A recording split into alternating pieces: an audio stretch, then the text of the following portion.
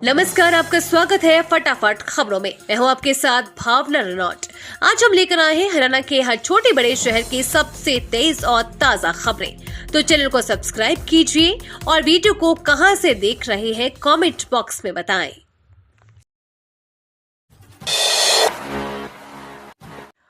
क्या कद्दावर नेताओं की वजह से कांग्रेस के उम्मीदवार घोषित करना हो रहा चुनौती, जाने पूरी जानकारी। हरियाणा की 9 लोकसभा सीटों पर उम्मीदवार घोषित करना कांग्रेस हाईकमान के गले की फांस बन गया है। 3 लोकसभा सीट रोहतक, अंबाला और सिरसा को छोड़कर किसी भी लोकसभा सीट पर उम्मीदवारों के नाम को लेकर पूर्व मुख्यमंत्री भूपेंद्र सिंह हुड्डा और शैलजा रणदीप किरण गुट में सहमति नहीं बन पा रही है। 500 रुपए नोट को लेकर आरबीआई ने जारी की महत्वपूर्ण गाइडलाइन, आपके लिए जानना जरूरी। आज के समय में किसी भी आम व्यक्ति के लिए असली और नोट में फर्क करना काफी मुश्किल होता है। जालसाजों की ओर से नकली नोटों की छपाई कुछ इस तरह की जाती है कि दोनों देखने में बिल्कुल एक समान लगते हैं। पिछले कुछ समय में 500 रुपए के बड़े नोट में जालसाजी का अधिक नाम देखने को मिले हैं। लोगों की समस्या को देखते हुए आरबीआई की ओर से 500 रुपए के नोट से जुड़ी अहम जानकारियां जारी की गई है, जिसके जरिए आप आसानी से असली और नकली नोट में फर्क कर पाएंगे। आइए जानते हैं अपनी इस रिपोर्ट में।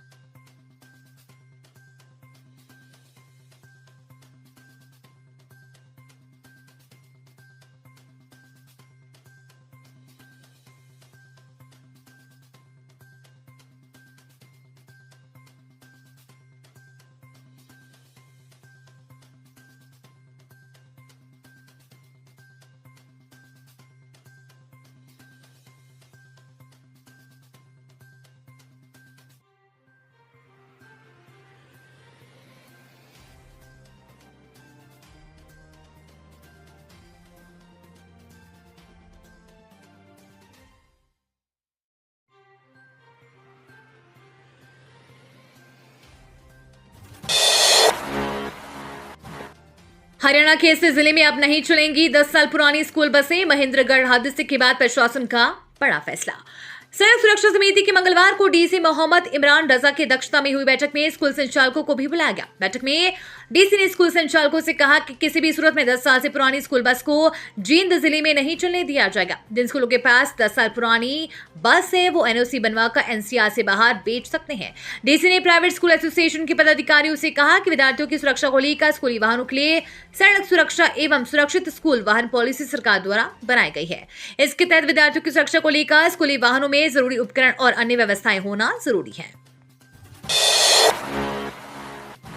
टॉय ट्रेन का सफर, कालका शिमला रेलखंड पर बड़ी सैलानियों की भीड़, यात्रियों की परेशानी के समाधान की कवायद शुरू।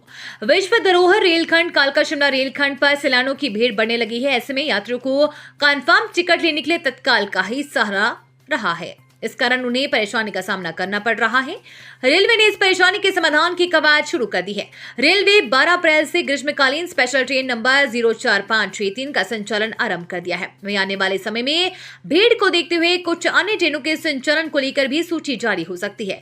इसे लेकर रेलवे अधिकारी लगातार टिकटों की स्थिति और टॉय ट्रेन में सफर करने वाले सैलानियों की संख्या पर नजर जमाए हुए हैं, जिससे अधिक भीड़ होते हैं स्पेशल ट्रेनों के संचालन की अनुमति प्रदान की जा सके। मौजूदा समय में कालका शिमला रेलखंड पर 7 जोड़ी ट्रेनों का संचालन हो रहा है। इनमें से 5 ट्रेनों में वेटिंग की टिकट मिल रही है और 2 ट्रेनों में अभी कुछ सीटें रिक्त पड़ी हुई हैं। किसानों का रेल रोको आंदोलन, अंबाला लुधियाना रेलखंड बंद, पंजाब में शंभू स्टेशन पर पहुंचकर विरोध जता रहे लोग।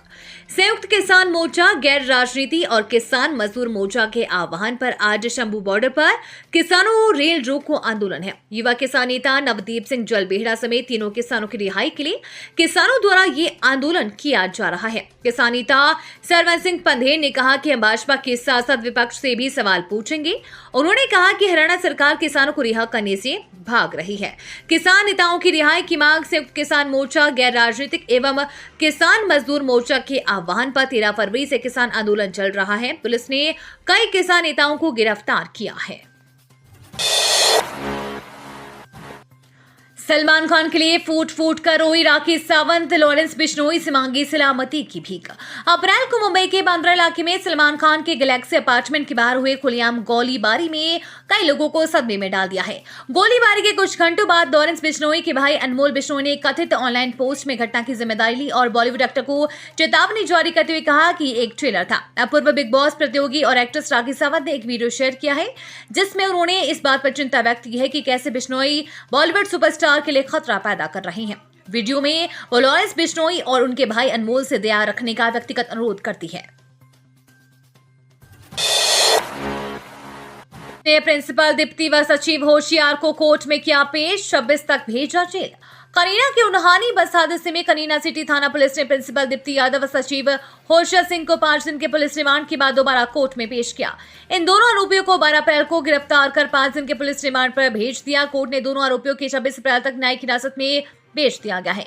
इस मामले में पुलिस ने ड्राइवर धर्मेंद्र सिंह, उसके अन्य 4 साथियों हरीश, संदीप, भूपेद और नरेश को भी गिरफ्तार कर लिया था।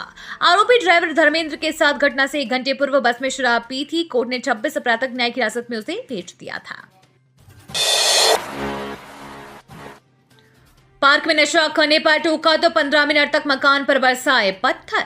सारण थाने में न्यू जनता कॉलोनी के रहने वाले राजेश देवी ने देश शिकायत में बताया कि रात को वो अपने घर में सो रही थी। अचानक घर के शीशे को तोड़ते हुए पत्थर अंदर आकर गिरा। उसकी नींद खुल गई। अभी वो उठती तभी दूसरा पत्थर भी अंदर आ गया। खिड़की का शीशा टूटकर उसे लग गया। इसके बाद करीब 15 मिनट तक पत्थरबाजी होती रही। वो डर कर वजह से चुप होकर कमरे में कोने में बैठ गए। बाद में उसने बाहर झांका देखा तो कुछ युवक खड़े थे जो पत्थर बरसा रहे थे। पत्नी नहीं भेजी साथ तो सास का सिर फोड़ा, 5 साल पहले छोड़ा था ससुराल। ससुराल में पत्नी लेने आए एक युवक ने सास के सिर में डंडे से वार कर दिया। उसके सास बेहोश हो गई। आरोपित भाग गया। वह अपनी पत्नी को साथ ले जाना चाहता था। नहीं भेजने पर उसने मारपीट की। धौज थाने में आरोपित के खिलाफ मुकदमा दर्ज कर लिया है। थाना धौज में गांव गोठड़ा मोहम्मदाबाद के रहने वाले धर्मवीर ने शिकायत में बताया कि उसके भाई विजेंद्र का देहांत 2007 में हो गया था। तभी से वो अपनी भाभी व उसके बच्चों की देखभाल कर रहा है। उसके भतीजे की शादी दिल्ली के गांव में मांडी में हुई थी। फौजी की हत्या का डीप फ्रीजर में डाला शव। NH 33-4B पर गांव रोहाना के पास चलाता था कन्फेक्शनरी। सोनीपत में नेशनल हाईवे 334B के पास गांव रोहाना में शराब ठेके के पास कन्फेक्शनरी की दुकान चलाने वाले सेवानिवृत्त फौजी की हत्या करने के बाद उनका शव दुकान के अंदर ही डीप फ्रीजर में डालने का मामला सामने आया है। वो 13 अप्रैल से लापता थे और उनकी पत्नी ने 15 अप्रैल को उनकी गुमशुदगी का मुकदमा खरखोदग थाना में दर्ज कराया था। रात को उनका बेटा चाचा के साथ दुकान पर बाइक लेने गया तो मामले का पता लगा, जिस पर पुलिस को अवगत कराया गया। पुलिस ने देर रात शव को कब्जे में लेकर नागरिक अस्पताल में भिजवाया। पुलिस ने मामले में हत्या की धारा जोड़ दी है। निंदाना गैंगवार, दोस्त बने दुश्मन, 7 साल में 7 हत्या। 2017 में शुरू हुई थी रंजिश।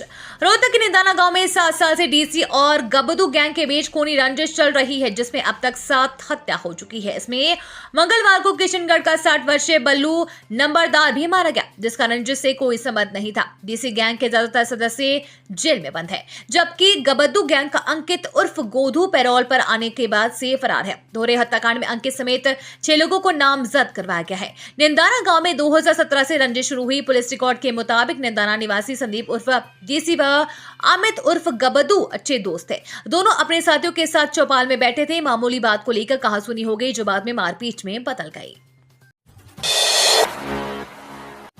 ये थी आज की फटाफट खबरें। हम मिलेंगे अगले बुलेटिन में। तब तक के लिए धन्यवाद और जय हिंद।